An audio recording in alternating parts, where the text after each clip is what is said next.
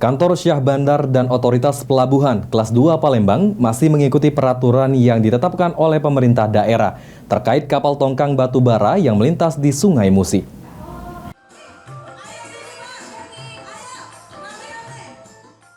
Berdasarkan aturan regulasi kapal tongkang batu bara yang melintasi di Sungai Musi, KSOP kelas 2 Palembang masih mengikuti peraturan yang ditetapkan oleh pemerintah daerah.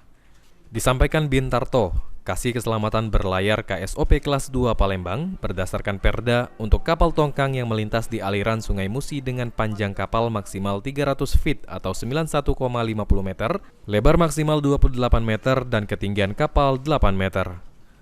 Namun dalam Perda tersebut akan dilakukan revisi oleh DPRD Kota Palembang, diantaranya terkait dengan ketinggian muatan kapal tongkang yang hanya 8 meter dianggap kurang tepat. Lantaran ketinggian kapal dihitung berdasarkan dari garis air hingga tinggi teratas. Ditambahkan Bintarto, untuk kapal tongkang yang melintas di Sungai Musi setiap hari mencapai 10 hingga 15 kapal tongkang yang naik dan 10 hingga 15 kapal tongkang yang turun. Pak, regulasi kapal tongkang batu bara itu sendiri seperti apa? Nah, jadi kalau regulasi kita ini masih umum saja.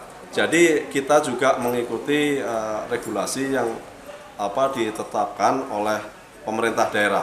Jadi pemerintah daerah sampai saat ini itu menetapkan bahwa kapal yang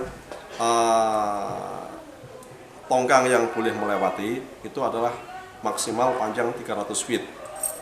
Itu, maksimal lebar 28 meter dan ketinggian itu hanya 8 meter. Eki Saputra, PAL TV.